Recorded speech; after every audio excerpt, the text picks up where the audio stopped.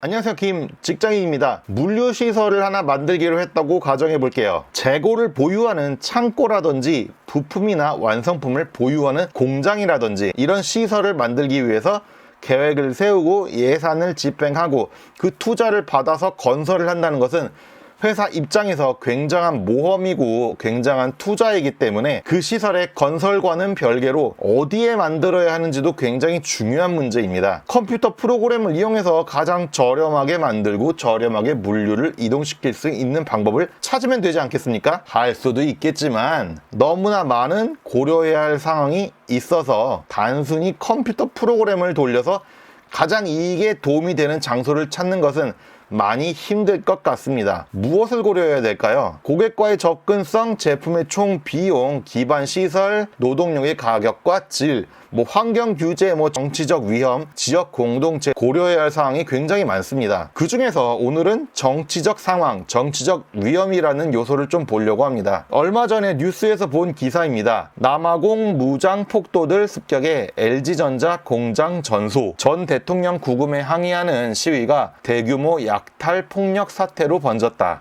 저는 시골에 살기 때문에 뉴스를 잘 보지 않습니다. 남아공의 전 대통령이 왜 구금을 당했는지, 왜 남아공 사람들은 시위를 하고 있는지 잘 모르겠습니다. 하지만 여기서 중요한 것은 공장이 전소, 즉 불에 타서 제대로 된 기능을 하지 못하고 있다는 게 중요하죠. 아니 근데 왜 하필이면 공장을 때려 부쉈지? 이런 리스크들을 잘 챙겨야 하는 사항이 바로 정치적 위험, 정치적 상황을 고려하는 것이라고 생각할 수 있겠습니다. LG전자가 멍청해서 단순히 아프리카에 가까워서 남아공에 공장을 세우지는 않았을 겁니다. 분명히 여러 가지 상황을 고려해서 결정을 내리고 오랜 시간 고심을 했겠죠. 공장을 세웠을 텐데 참 아쉽네요. 그래도 다행히 인명피해는 없었다고 하니 다행입니다. 공장이 여기 있던 이유 중에 하나는 이 생산 라인에서 생산할 제품을 바로 아프리카에 바로 판매를 하기 위함이었겠죠.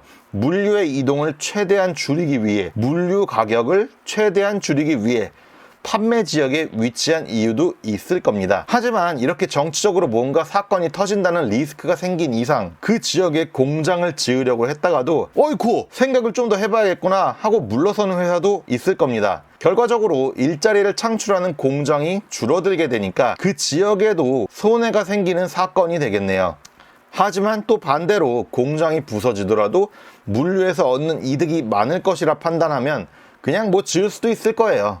이번에 LG전자에서는 물적 피해의 경우 정확한 추산이 어렵다고 말한 것으로 볼 때 매우 화가 나 있는 것으로 보입니다. 또 하나 예를 들면은 제가 어느 나라라고 말은 하지 않겠습니다만 사드 미사일 이슈로 예전에 논쟁이 있었던 나라가 있죠. 어떤 회사에서 중국의 제품을 보내면은 중국에서는 통관을 하게 됩니다. 통관 검사를 하는 것은 이상한 게 아니에요. 중국에서 보면은 수입하는 물건이니까 당연히 검사를 해야 합니다. 그런데 워낙 물량이 많다 보니까 100% 물량을 모두 통관 검사하지는 않습니다. 예를 들어 물량의 10% 정도만 랜덤으로 찝어가지고 뜯어보고 검사하고 그런 상황이었어요. 근데 사드 관련 문제 등 여러 가지 이슈가 생긴 이후에 물량이 갑자기 항구에서 오질 않는 거예요. 통관이 끝나질 않아요.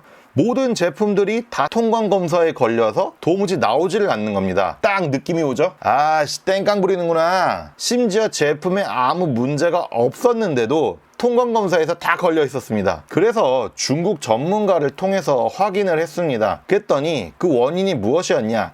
보통 우리 회사 물건은 통관 검사율이 보통 평균 8% 정도였는데 여러 가지 이슈 때문인지는 몰라도 현재 통관 검사율이 20%가 넘어가고 있다는 겁니다. 이런 것이 바로 정치적 위험, 정치적 리스크라고 볼 수 있겠죠. 결국 요즘에서야 코로나 이슈 이후에 중국의 정치적 위험이 너무 커져가지고 중국에서 많은 공장들이 탈출하고 있는 상황이긴 합니다. 여담이지만 통관 검사율이 20%까지 올랐잖아요.